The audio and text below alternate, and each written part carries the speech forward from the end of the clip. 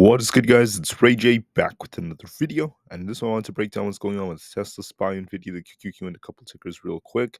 I'll break down what's happening with the economic calendar, what you should be watching for earnings, and also some pieces of news that involve the markets. But before I begin things up, all this information, before I talk about the charts, let me just mention a couple of things. I am firstly not a financial planner, so take nothing I say as financial advice. And also, if you guys can, please check out the Webull link, which is down below and in the description. If you sign up for Webull and deposit $500 into the account, you are guaranteed 20 free stocks. If you deposit $25,000 or more, you're guaranteed 75 free stocks. Now, the offer ends in just a couple of days, in about 2 days, so check it out before they run out. Anyways, looking at SPY, we are seeing a possible head and shoulders like structure that could be developing unless we manage to break 510s. We're going to be watching to see which way this ends up going and whether or not this is a trap. So I want everyone to be very careful. I'll break down more details about this in just a few minutes. I want to note, though, that my computer might be a little slow today and it may take a while to upload this video because I'm having very important Wi-Fi issues.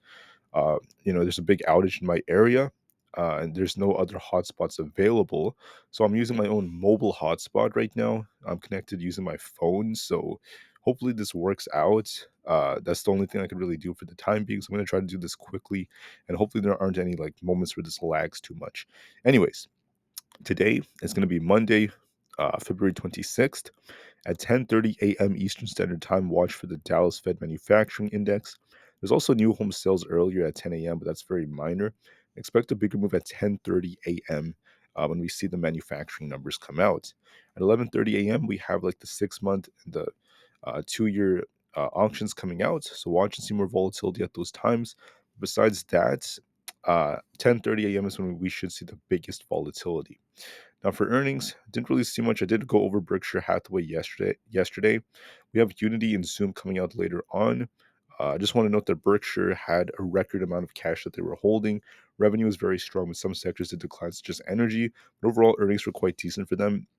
The market is pushing a bit thanks to that, but I wouldn't be too confident about the market continuing to pump forever. I'm going to be very careful at where we're currently at. Now, when it comes to other things coming out, you can see that Nvidia is what helped the market push and push and push. But now the question is, what's going to happen amidst other earnings coming out, such as Lowe's, Macy's, Salesforce, and Paramount? They're not going to affect the market as much as Nvidia, at least in my personal opinion. But there are some questions about that. Berkshire Hathaway, their business was booming. Like I said before, operating earnings were relatively good. We saw them actually jumping about 28% for the railroad and utilities. Good reports and results thus far. And when we watch to see what they do with their massive cash that they have for disposal. Now, there's also some more talk coming out right over here about different views of inflation, as we're seeing that it viewing right now. Many people believe that we could even see deflation because of what we're seeing from like companies like Walmart. Walmart said late last year that it may soon deflate certain items, but I don't truly believe that.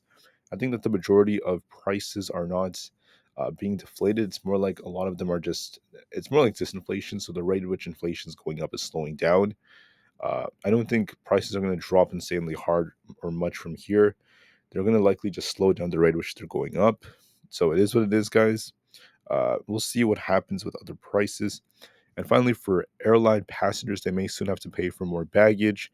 That includes United, American Airlines, and JetBlue. They've hiked prices for checked bags this year, and the fees could depend on where the customers are flying. So that's something that's worth noting. Now going back, what do I see on the SPY chart? I just want to call out that we have a possible head and shoulders. This could be a left shoulder. This could be a head, and this could be a right shoulder. But just to be safe, let's be very patient.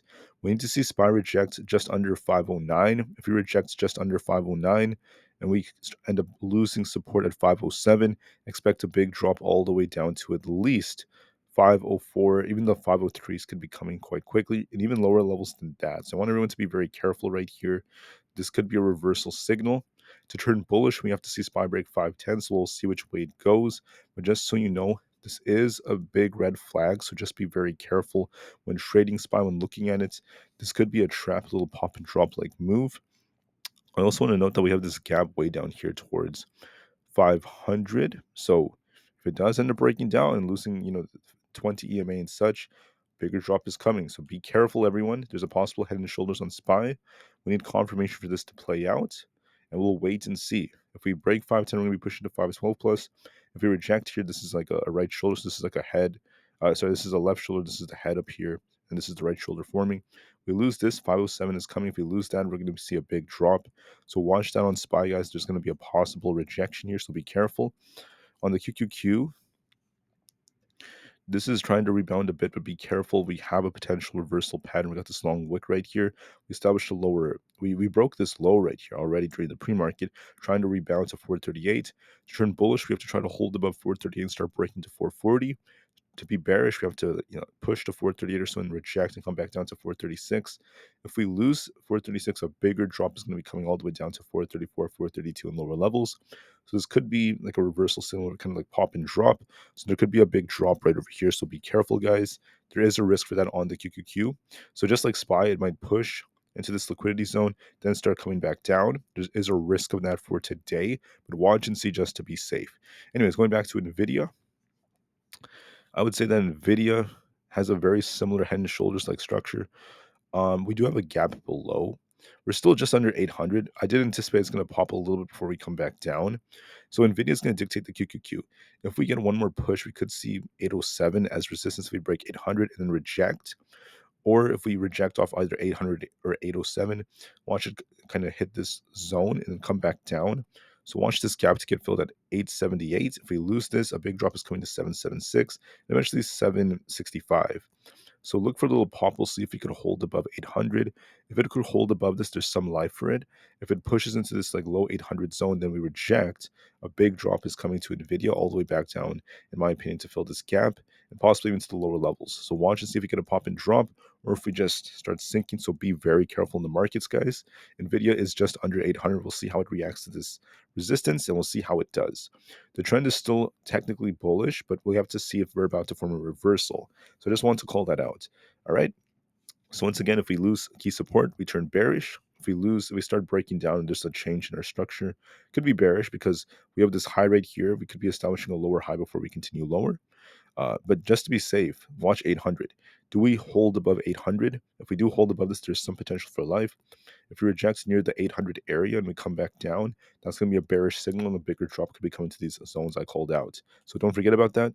We have Tesla coming next before I break down Aapl. Tesla, in my opinion, it is showing some life as we're seeing EVs trying to rebound, but just be careful because we still have a potential inverse cup and handle like structure. And you can even interpret this as kind of like a slanted head and shoulders. I wouldn't really call it just that. So in my opinion, Tesla's trying to rebound. It may even like gap up, but be careful if the market rejects. So even if Tesla were to rebound, right, you're gonna be watching 192 as resistance. If it breaks this, we could be watching for 194 again. But the problem with Tesla is it's gonna be dictated by SPY and these other tickers. So if you look at SPY, we still have this like head and shoulders like structure that's developing. So if SPY, it starts sinking down like this, if the QQQ starts sinking down, right, off these reversal structures, Tesla could follow the trend and we could see Tesla get a rejection thanks to that. So Tesla's going to be testing basically 193.19 and eventually 194 as resistance levels. We have the 15200 EMAs. If you reject near 194, we could see this thing come back down to 190 and eventually 188 and 184. So watch and see. Watch this resistance at 194, 196-ish, and then 198. Watch support as we get closer to 190. Then we have this 189 area, 188, 186 to 184. All going to be our supports. I think that the most likely possibility is Tesla pushes a little bit more, but then we get kind of chopped up in this mid 190 area between 192 and 194, and we might see it come back down thanks to SPY and the QQQ in the overall market. Unless Tesla gets a very bullish piece of news that helps it launch, it's going to likely come back. So be very careful, everyone.